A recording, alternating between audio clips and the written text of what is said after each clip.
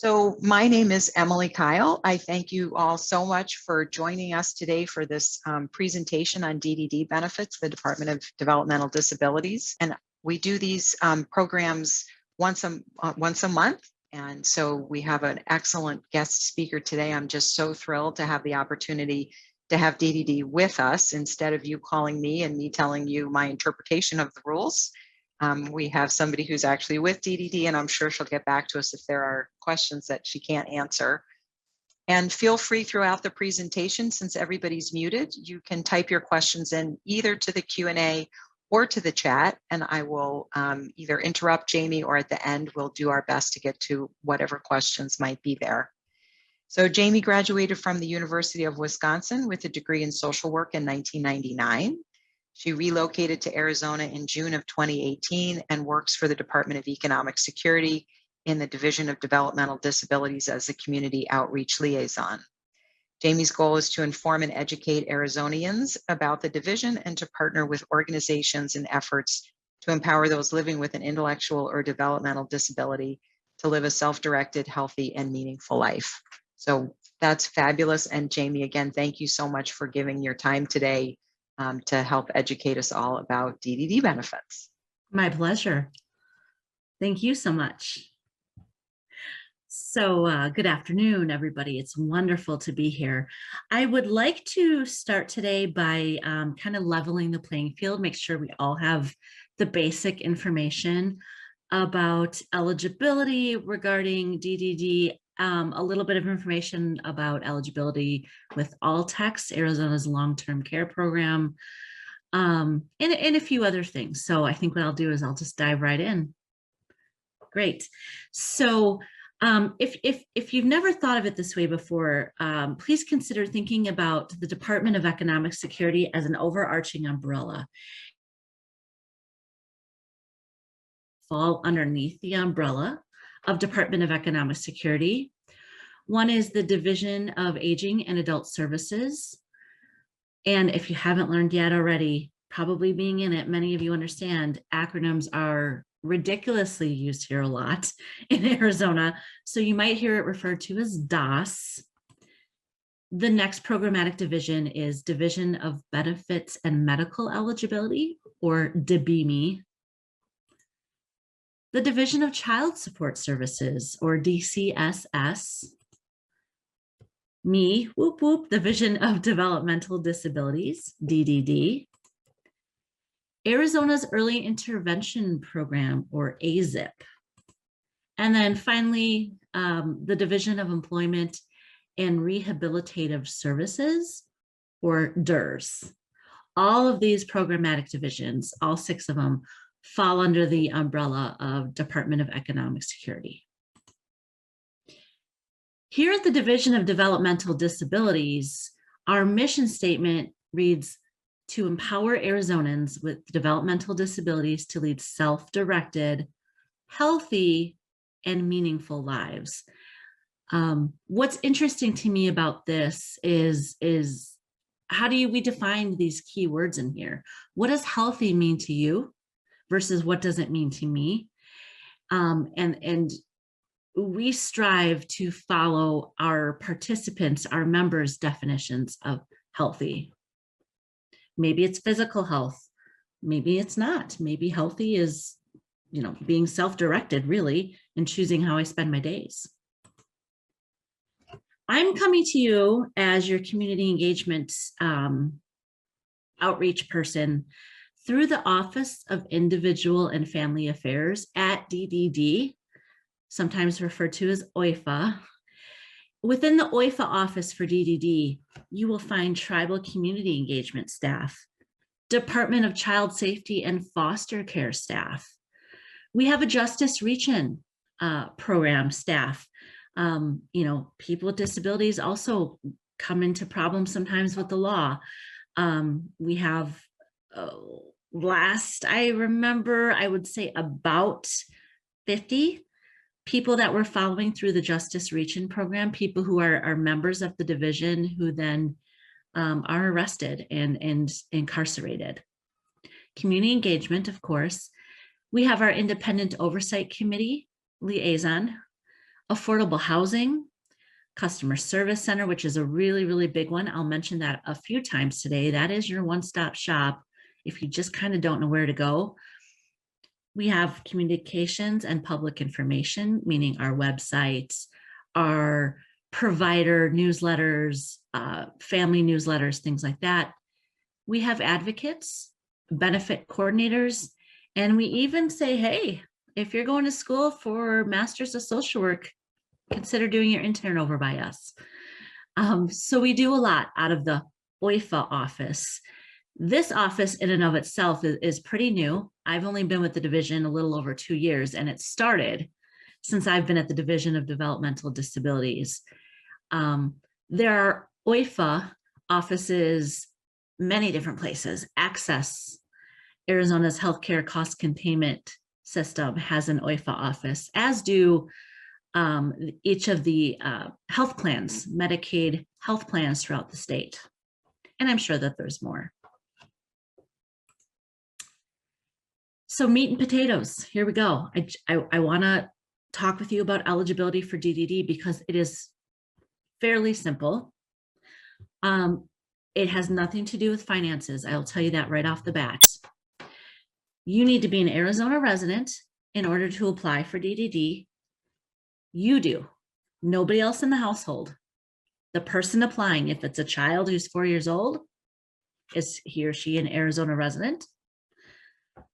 You need to be lawfully in the United States. Again, just applies to the applicant. And here's where the two main stickler areas come in. We need proof of diagnoses and proof of substantial functional limitations. I'll talk more about those last two. When we talk about a qualifying diagnosis, what we are saying is we need proof that this diagnosis manifested before the age of 18, and it's documented that it's likely to continue indefinitely. Note, I did not say that you have to be 18 years and younger. DDD. You could be a 45-year-old person and for the very first time decide to apply to become a member at the Division of Developmental Disabilities. Totally fine. We just need proof that your qualifying diagnoses started before age 18. The qualifying diagnoses, we have 4 categories: autism spectrum disorder, cerebral palsy, epilepsy, and then this one's a little gray, but intellectual or cognitive disability. The exception to meeting one of these qualified diagnoses could come into play if you're a child and you're under the age of 6. Because children under the age of 6 could be deemed at risk for one of these diagnoses, but not received a hard and fast diagnosis yet. But maybe the care team, the doctors, people involved are saying, you know, this child may have autism spectrum disorder. This may be epilepsy, but we're not sure yet, but they're at risk for it. That could qualify. But by age 6, in order to stay with the Division of Developmental Disabilities, there has to be a diagnosis of one of these 4.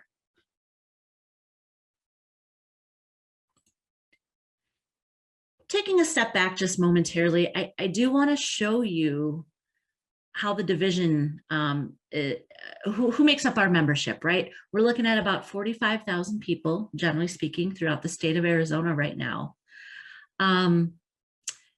The people diagnosed as being on the autism spectrum disorder falls just a little under the slice of people falling with intellectual or developmental cognitive disabilities.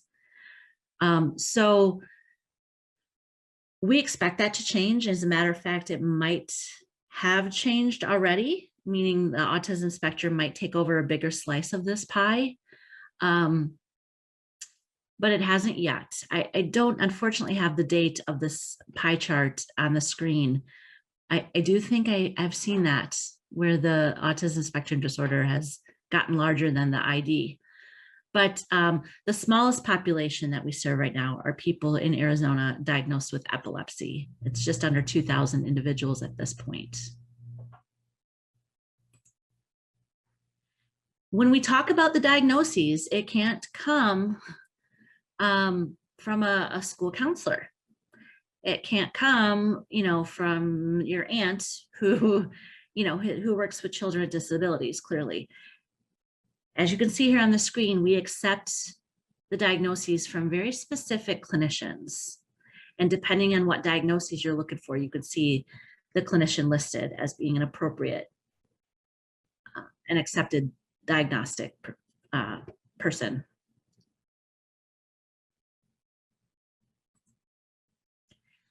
We do redetermine eligibility at the Division of Developmental Disabilities up to 2 different times in someone's life, depending on if they're already enrolled with us or not at that time. We do redetermination of eligibility, which simply means relooking at the diagnoses, relooking at the functional limitations that are documented, and of course, making sure somebody is still here lawfully and an Arizona resident. And we want to make sure that all the I's are dotted and T's are crossed. We do it at 6 years old. And you could probably imagine that we do it at that time because somebody might have enrolled with DDD before age 6 because they fell under the at-risk category. But by age 6, we have to make sure everybody still qualifies. And then we also do redetermination again at age 18. At that point, someone is transitioning into legal adulthood. And, after maybe many years of services and supports, maybe somebody's improving. That would be great. Maybe somebody no longer has substantial functional limitations. Maybe, after puberty hits, things are changing. So at age 6 and age 18, through the assigned support coordinator in conjunction with DDD's eligibility team, individuals and their representatives, if there are any, are asked to pull together the documentation to prove eligibility and send it off, and it will be reviewed again. Side note on this one, I have to say, through my watching social media, because I am a mother, stepmother actually, of a child on the autism spectrum, I'm looking for support and information all the time as well. I've seen where parents, specifically of children with autism, it seems, I don't know why, have expressed that, redetermination's coming up, I'm so nervous, so on and so forth. Theoretically, there's nothing to be nervous about. Hopefully by the time redetermination is going to happen, we have documented information from supports and services that are maybe assisting, whether it be some therapeutic documentation, maybe from a speech therapist or physical therapist. You get information from the schools about the child, obviously pediatricians, developmental pediatricians. So everything should be falling together for you as far as documentation. The thing to watch out for is to make sure that the documentation is consistent and that everybody's sending you information to give to DDD for the redetermination is singing the same tune, right? The functional limitations portion of DDD eligibility says that there needs to be 3 or more substantial functional limitations in any of these listed areas for somebody who's under 18 years old. I'm sorry, for somebody who's over 18 years old, 3 of any of the ones listed here. Think of these limitation areas fairly broadly. For example, learning. That doesn't mean only academically. That doesn't mean in school. If your loved one or someone you're caring for has difficulty learning new skills, daily living skills, how to tie a shoe, how to brush teeth, that's learning. That could count. Self-care, same thing. We're not just speaking about the activities of daily living like bathing, dressing. We're talking about, everyday self-care. So again, this is one of the biggest areas of gray. I don't have a more in-depth definition for you of each one of these bullet points. Again, success comes in when everybody involved, all the documentation to support eligibility, sings the same tune.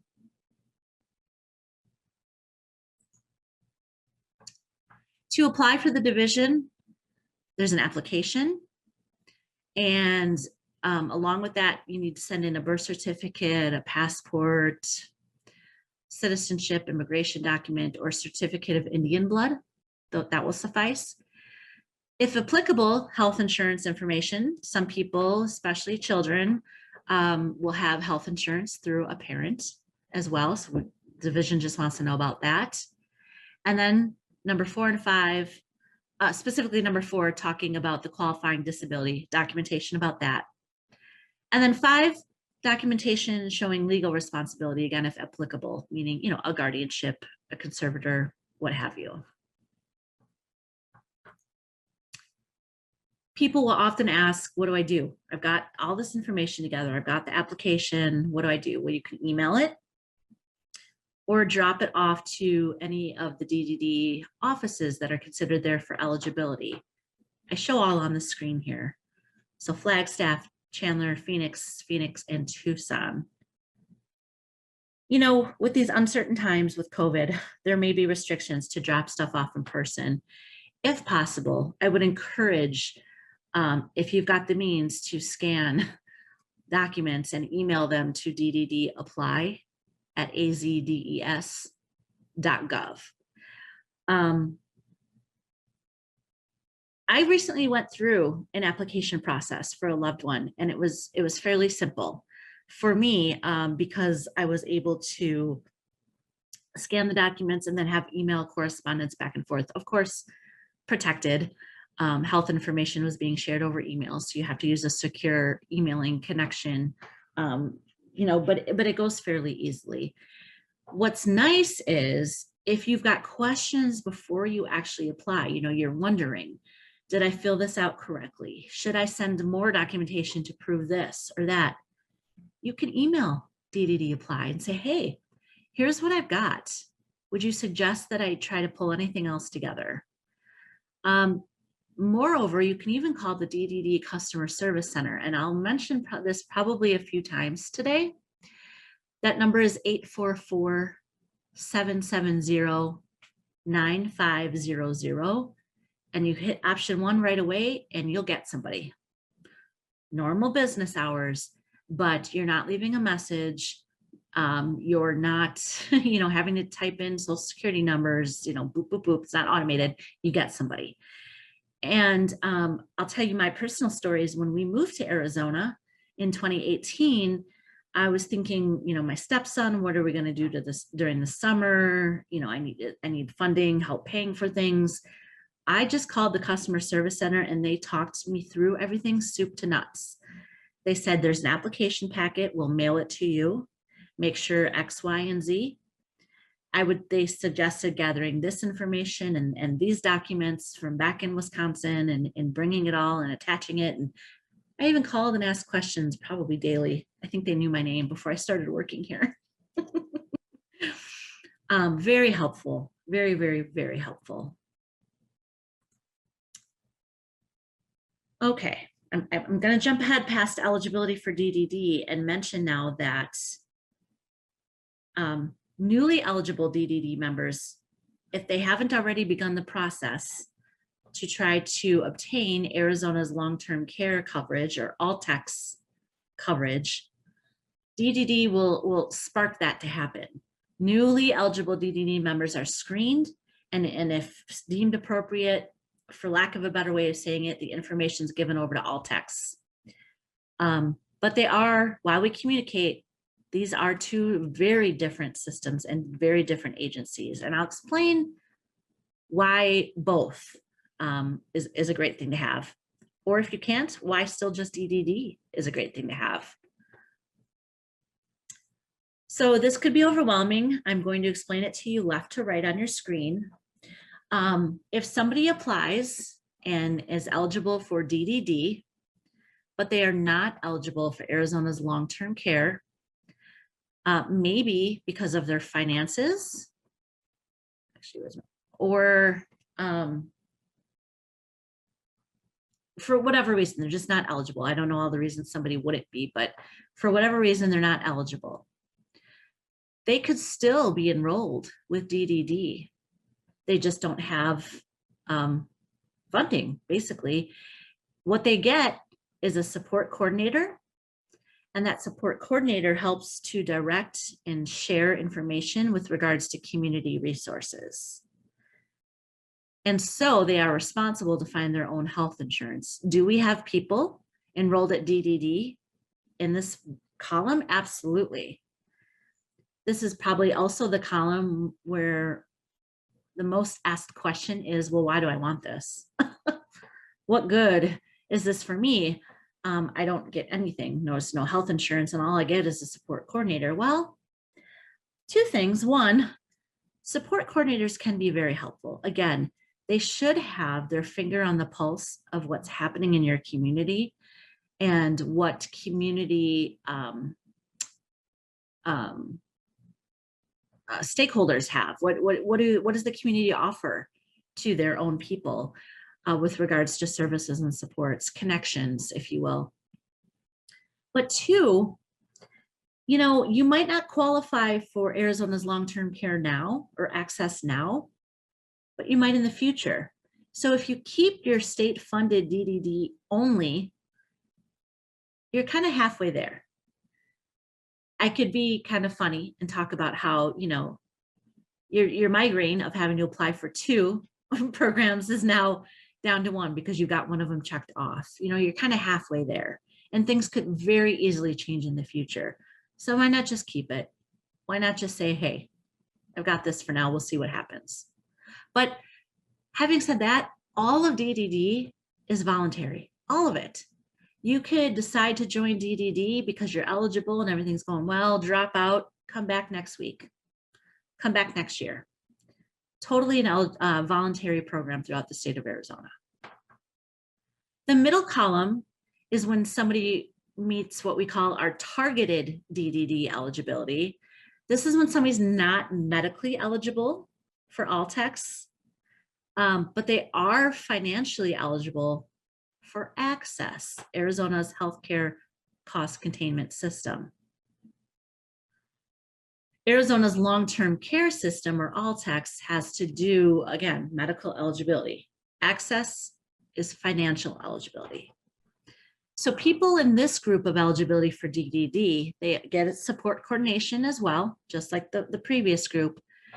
But here, they're going to get their medical care, behavioral health care, if applicable, children's rehabilitative services through their ALCTS plan. Because they're technically low income, they are financially eligible, and so they get services, basically insurance, through their chosen plan. The last column, I'll tell you, is probably the most comprehensive, the one you kind of want to go for, and that's having somebody who's eligible for DDD and ALTCS. And this is when the child or adult is financially and medically eligible for Arizona's long-term care. They get a support coordinator just like the previous 2.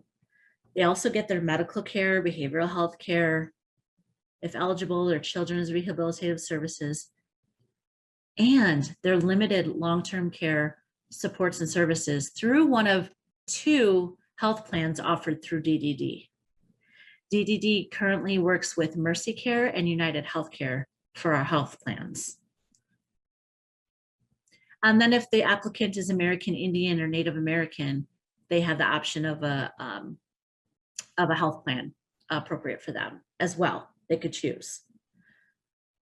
In the DDD and ALTCS eligible column, members may also receive supports and services from DDD, such as respite care, rehabilitation services, and attendant care. And those are all based on someone's individual service plan. by far the most common question that I get from people who are already with DDD, been here, done that, is kind of the whole, well, why don't I get these things? You know, why doesn't my child or my loved one qualify for respite hours, but somebody else's does? Again, it's all based on an individual service plan. You together with the support coordinator come up with that plan. There's nothing's an entitlement, if you will. And DDD does have guidelines with how many hours, say, of respite could be given in a year. What's the max? Not everybody's going to get the max. 720, 600, depending on COVID, hours per year. Maybe based on conversation and assessment, somebody's, you know, parents are getting 300 hours of respite in a year.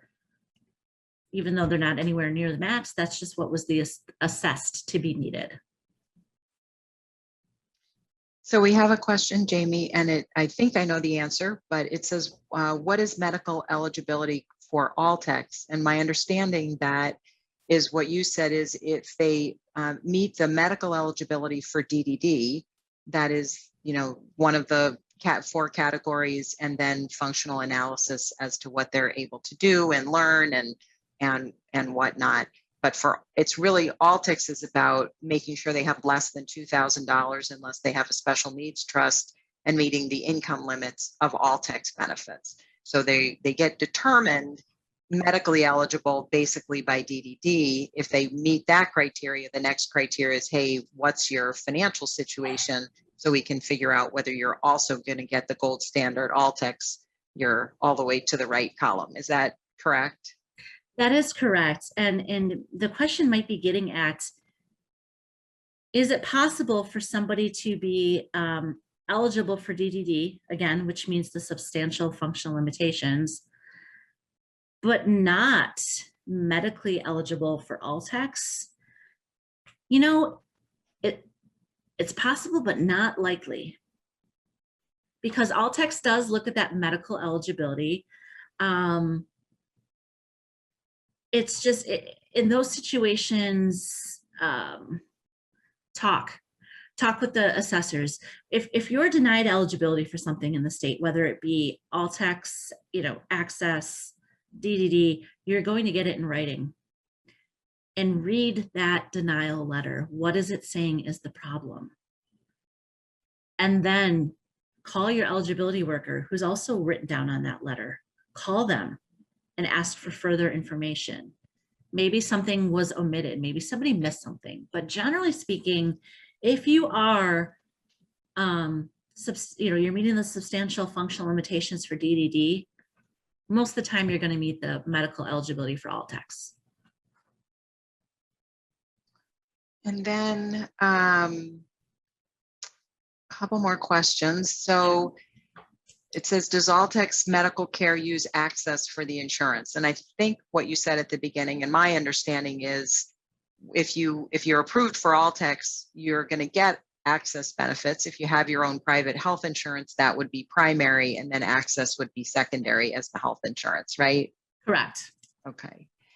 And then another question is that the person has found it sometimes hard to get kids who are on the autism spectrum, getting them approved for ALTCS if they're more high functioning with their activities of daily living, even though they met the DDD qualification.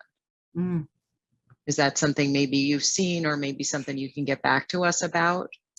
That is something I'd like to absolutely get back to you about. I do have a connection. And maybe, Emily, it's somebody I could suggest for one of your upcoming webinars here. Let me check. Let me find out when that would possibly happen and what that would look like. Great. And then we can certainly send that out to everybody who signed up to attend. And then another question is, if somebody's eligible for DDD services, are they automatically approved for access? And I think that the answer is, from your chart here, it's possible that you could have somebody in the state-funded DDD only category who didn't get approved for access benefits. And then in category 2, our targeted DDD services, they could have not been medically eligible for ALTCS, but they meet the DDD requirement, which is why they get the support coordinator. And then they have the income limit, so they meet the access, so they get the health insurance. Correct. Okay, perfect. Correct. And I think, so then somebody has a question about the targeted DDD services. They have a 24-year-old who has DDD and works about 12 hours a week, minimum wage, and he's under their private insurance now. And they're asking about the targeted DDD. And again, I'll tell you my understanding and you can correct me, but I think again, the targeted is for somebody who is not eligible for ALTCS, either medically or because they have too much money and so they don't meet the ALTCS requirements, but is financially eligible for access because access is income only tested, whereas ALTCS is looking at functional ability, income, and assets.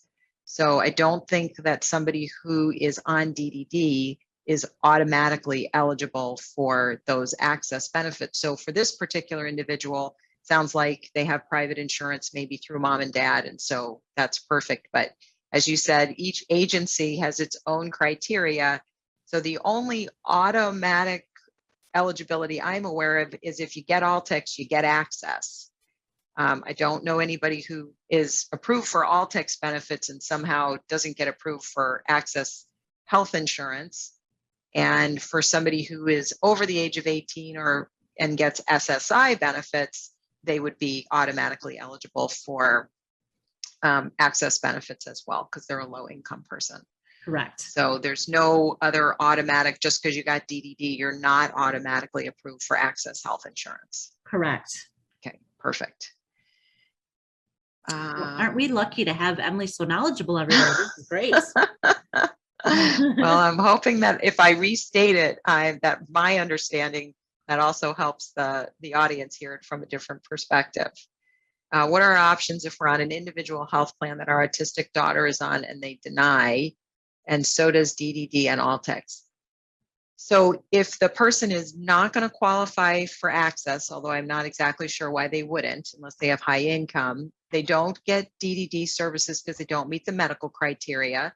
So they're not going to meet ALTCS, because if they don't meet DDD's medical criteria, I just can't imagine they're going to meet ALTCS. I think that person is going to have to go out to the marketplace under the Affordable Care Act and purchase health insurance if they're, whatever reason, they're not able to get access. But I would think that if they, for whatever reason, aren't on your health plan anymore, which I'm going to guess is because they're over the age of 26, that and they don't meet access, then you're going to go to the marketplace for that. So I'm going to stop talking and let you go, Jamie, because I don't want to, we have about 25 minutes left and I don't want to take up your time. So I'm going to stop talking.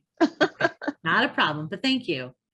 Great questions. And I think some of these gray areas for some of you will clear up through my contact and through getting you some further information. My contact hears these types of questions all the time and probably has a great way of answering them very articulately. We get a lot of questions, again, specifically from the DDD only level of eligibility. Is a support coordinator okay? Why? What's the big deal? In nicer terms, usually. Your support coordinator is your primary contact, and they will meet with the DDD member and or their families regularly. They're there to explain your rights, facilitate service planning, and helping you to identify services and supports to meet your needs. And then they also work to develop your individualized support plan based on all of what's happened already, their assessment, they're talking with you, looking at services and supports. I don't want to take too much time to talk about this, but I do want to say a few things. Specifically on social media, you hear a lot, I hear frequently, my support coordinator maybe isn't responding to my telephone calls in a timely manner, or it's switched again. I'm not sure who it is. It is an issue. and DDD is aware of it. And we're taking steps to better secure and keep our staff working as support coordinators. There's lots going on there. And sometimes, yeah, you know, if you are going to have a seasoned support coordinator versus somebody who's new to the job, like with anything, you all, that person who's a little bit newer might need some extra time to understand things and figure it out. I guess I'm hoping that as humans, we can all help each other out a little bit, especially when there's questions that can't be answered right away. But having said all that, the DDD's Customer Service Center is another place for you to go should you have any grievances, complaints, concerns about your assigned support coordinator. Of course, we would strongly encourage you to talk with the support coordinator first and then go to his or her supervisor. But if you don't feel comfortable, you don't know who the supervisor is, whatever is happening, our customer service center is there for you. And as it just so happens that is the number one issue, the number one type of call our customer service center gets at this point has to do with support coordinators. So you're not alone if you have questions, concerns, grievances, what have you. We're there for you. And it's out of the OIFA office, the Office of Individual and Family Affairs, where we have advocates and others. So you are supported. The things that DDD could possibly fund for somebody who's at that ALTCS level, the DDD and ALTCS level, respite. If you're not already informed, respite is about sending a trained person there to supervise and care for someone. And that's to give relief to a caregiver. That's to say, hey, mom and dad, hey, foster parent, whatever the situation, go, leave the house, do whatever you want. It can't be used that you can work. It's very different services. There are, there's some rules, but respite care is to let you take a break. Habilitation is when training is happening, methods are being provided to help increase an individual's abilities. Think about it as teaching. This could happen in the community. This could happen at someone's home. It's stuff working towards someone being more independent. I've seen habilitation happen by way of someone helping to teach the DDD member how to use public transportation. Or it could be habilitation is helping to teach somebody to properly get dressed in the morning based on the weather. It could be anything, and it could happen in the home or in the community. And then attendant care is what most people think of when they think of services or supports. That's when somebody's assisting with personal cares, cleanliness, activities of daily living. It's not necessarily as much to teach, although there could be a teaching element to it. It's just more about getting it done.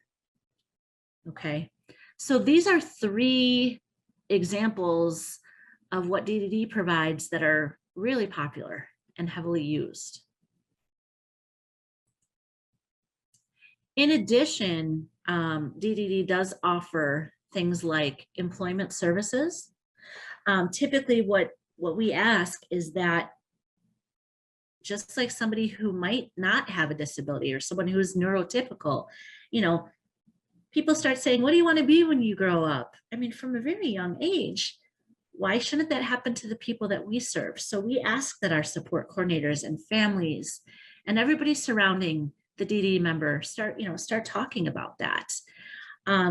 We have an employment services department who works very well with vocational rehab, which is not a DDD thing. But what's going to happen to the child when he or she is getting to their end of their high school career, whether it be right on time with other people their age, or maybe they've stayed a little bit longer to 20 years old or whatever. What's happening next? Are you going to school? Are you going to work? Let's start talking about how you can contribute to the community. There's day treatment and training that could be provided from DDD, residential services, we're talking adult development home, group homes, therapies, home modifications, home nursing. I could talk forever, but there is a whole list, and it's on our website shown on the screen here for you. But your first point of contact is always your support coordinator. Start with him or her, talking about what it is that you're looking for, what issue needs to be addressed or solved, what kind of support is needed by the member, by you, what have you. This slide is in there and it talks mainly about children, but some of these community organizations can also certainly help adults as well. But when somebody is not eligible for DDD, there are community-based organizations that will involve themselves as you see fit, or you can reach out to and get them involved with you. The ARC of Arizona, Pilot Parents of Southern Arizona, some big ones, Raising Special Kids, the Autism Society. I mean, there are so many different ones that I could put on here, but I just didn't because it would be crazy. But there are a lot of community-based supports out there. And our DDD's customer service center could answer some of this for you if you call saying, we don't qualify, or we're not trying to qualify.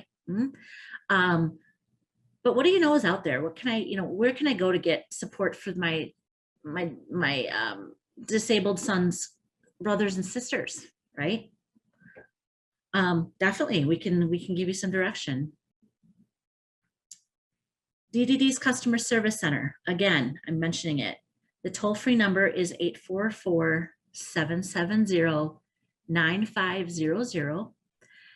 If you would prefer not to talk on the phone or don't have the ability, you can email DDD Customer Service Center at azdes.gov.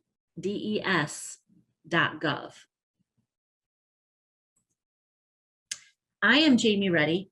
Here's my direct contact information. Oh, I didn't update that. My goodness, I just realized. Don't call that number. This number here. Oops. Well, anyways, if you want to reach me, my phone number, my cell is 480-285-9572. However, I am one person and I do a lot of these kinds of things, and I'm across the whole state of Arizona. My strongest suggestion is to call our customer service center. I also have another colleague, Sean Thompson. He does the similar work as me as far as trying to spread the word throughout the state of Arizona about who we are. So you could always call customer service and ask for Sean or I as well. One of the things, can I stop sharing my screen, do you think, Emily, or should I leave it up?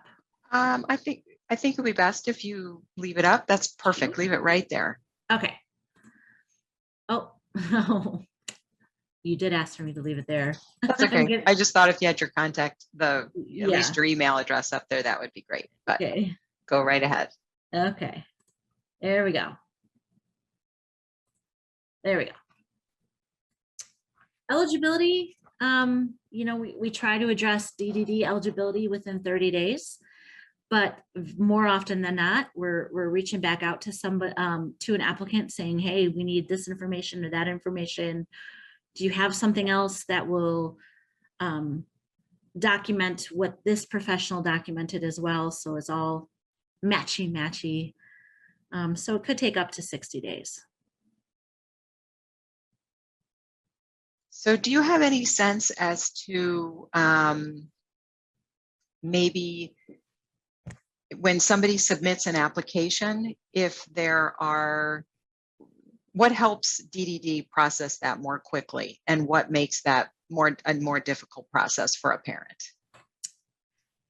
So what helps DDD to process quickly is when someone has taken the time to review all the documentation they sent in to make sure it's matchy. that everybody is singing the same tune. Believe it or not, things are signed. You know, it's we have to have a signed application. Now with COVID, I'm not sure if we are able to take verbal signatures or not anymore, but that was a flexibility DDD did put into place at the start of COVID. I'm not sure where that stands right now. And if I would say to expedite everything is before you actually send in your application packet, reach out and say, here's what I've got. What do you think? We're humans. Have a conversation. And so you said under the best of terms, maybe 30 days to get approval, and then it could be longer. Correct. On a different topic, you talked about the in-home care services that can be provided, the attendant care. Do you have some sense? I know every case is different. I have some clients who get quite a bit of nursing care for some very severely injured children. Mm-hmm. So do you have any sense as to kind of what a parent might expect as to kind of the average number of attendant care hours they might get, or the maximum? I know the DDD certainly doesn't provide 24/7 care. Some sense as to maybe what a parent could expect from that. You know, that's a really great question that I don't have a sense of. Most often I'm asked about respite care. That seems to be the number one thing, unfortunately. So the question is, you know, what could somebody possibly expect, or what are typical numbers of hours for attendant care? Let me get back to you on that. Okay, that sounds terrific. And then does DDD run any day programs separate and apart from the vocational rehabilitation services provided? So there are day programs, and then there are like day cares, right? You know, day programs where someone is working towards a goal, more vocational in nature, and then day cares where someone is spending their days. Both exist. Both, everybody's got opportunity to look at both. Does that answer your question? It does. I'm thinking about maybe a child who, I call them all kids, so somebody's child, regardless of age, who lives at home, and of course, you know, the parents are out of the house working. And so the issue is whether, you know, if they were in a group home setting, obviously the child is going to get the 24/7 care. But Right. if there's a place where that child who's on DDD benefits would be able to go and have some activities and some supervision, and then come back home to their own private residence to sleep and get dinner and whatnot. Sure. Yeah, there definitely are options for that. Okay, perfect. Well, I'm out of questions, and I haven't seen any more questions come through the Q&A or the chat. So I know in Arizona we have really difficult eligibility criteria, both for DDD and for ALTCS. I know that families can feel super frustrated when they get a denial and whether they have to appeal that. By the same token, I also feel like our DDD and ALTCS benefits are so much broader than many other states. And so while it is a pretty high bar to reach, if you can get over that, those of you who watch the Olympics, you know, if you can be the high jumper and you can get over that, or the pole vaulter, I think you will find that the services and the commitment of the workers in each of the programs is certainly looking out for the best interests of the recipients. So thank you for what you do. Thank you for what DDD does for the community. And I thank all of you who stayed with us on the webinar today. I certainly always learn something, and I greatly appreciate your time and energy. So thank you so much, Jaime. Thank you. All right, and I'm going to go ahead and end this, which is always weird because, you know, when we're together, we can say goodbye and you can ask questions afterwards. And instead, I just hang up on you and you get a blank screen. So thank you all so much. Enjoy the rest of your week, and we'll talk to you soon.